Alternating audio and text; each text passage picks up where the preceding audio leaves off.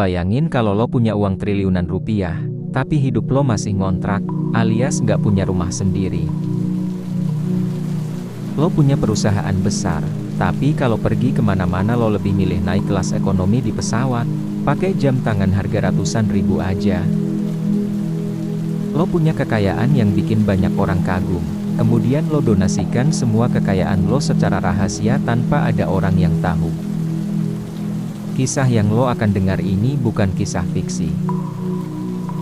Ini kehidupan nyata dari seorang pria yang dulu lahir di keluarga Irish Amerika sederhana, bernama Chuck Feeney. Jadi, tonton sampai akhir, karena di balik kekayaannya ada pelajaran yang bisa bikin lo mikir ulang, apa arti sukses sebenarnya, dan bagaimana kita bisa hidup bukan hanya untuk diri sendiri, tapi untuk banyak orang.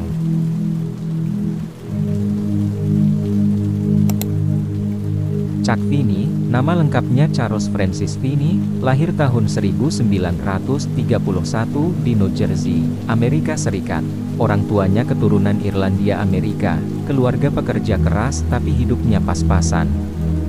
Dia tumbuh di masa sulit, di era Great Depression. Jadi dari kecil, Chuck udah ngerti gimana rasanya hidup susah. Dia bantu ibunya jual makanan, bantu ayahnya kerja di bengkel, dan dari situ dia belajar satu hal penting, nggak ada yang lebih berharga dari kerja keras dan kerendahan hati. Setelah lulus SMA, Chuck sempat masuk militer, ikut Perang Korea. Sepulangnya, dia kuliah di Cornell University dengan beasiswa veteran. Nah, disinilah hidupnya mulai berubah.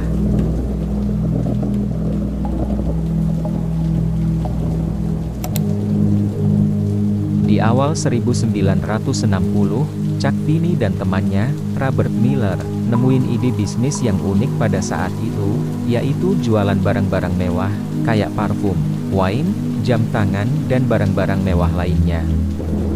Bisnis ini mereka sebut duty free shoppers, yang pertama kali dibuka di bandara internasional. Timingnya pas banget, karena pada saat itu, dunia lagi booming wisata internasional. Dalam waktu singkat, DFS jadi raksasa retail global. Chuck dapat miliaran dolar.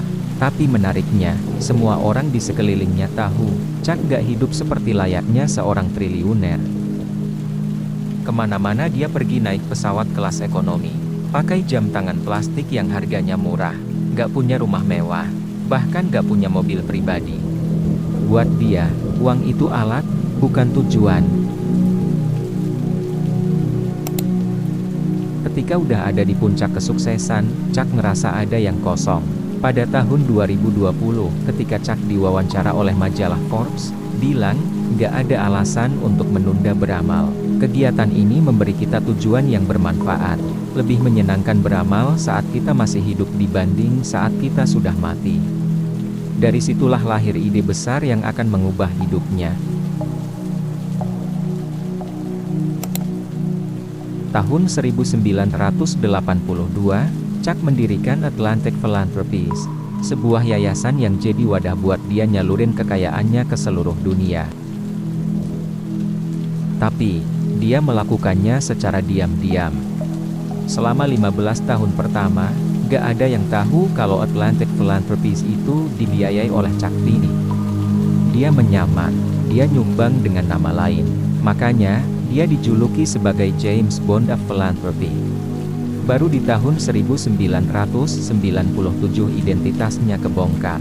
Dan sejak itu, dunia baru sadar, yayasan misterius yang bantu rekonsiliasi di Irlandia Utara, yang bantu pembangunan rumah sakit di Vietnam, yang bantu reformasi pendidikan di Afrika, ternyata berasal dari uang Chuck Feeney.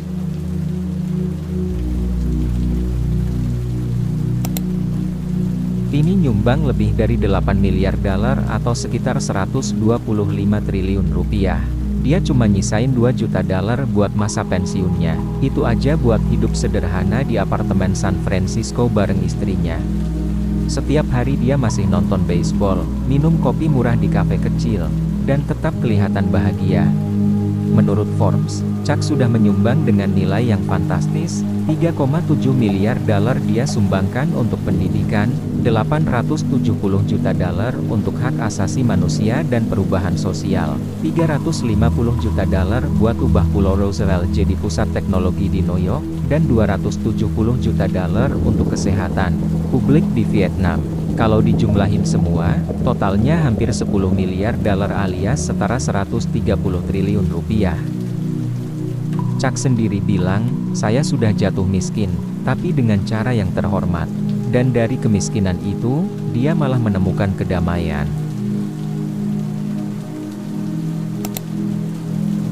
Chuck Finney meninggal dunia pada bulan Oktober tahun 2023 di usia 92 tahun. Di hari-hari terakhirnya, dia masih hidup sederhana, di apartemen kecil di San Francisco jauh dari kemewahan, tapi dekat dengan ketenangan. Atlantic Philanthropies menulis, dia memberi bukan karena harus, tapi karena dia ingin dunia jadi tempat yang lebih baik. Warisan Chuck Finney nggak cuma uang, tapi juga sebuah gerakan.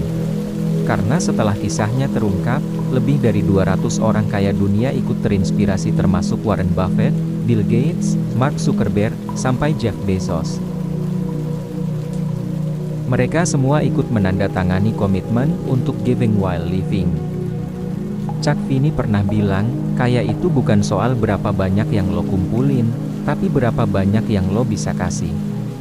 Dan dia membuktikan, kalau bahkan triliuner pun bisa mati miskin, tapi kaya akan makna.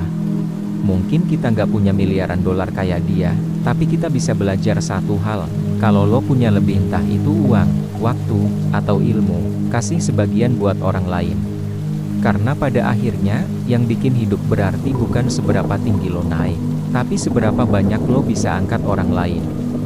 Kalau lo suka kisah seperti ini, klik like dan subscribe karena di episode berikutnya, gue bakal ceritain lagi tokoh-tokoh hebat yang hidupnya bisa bikin lo mikir ulang, tentang arti sukses, dan arti memberi.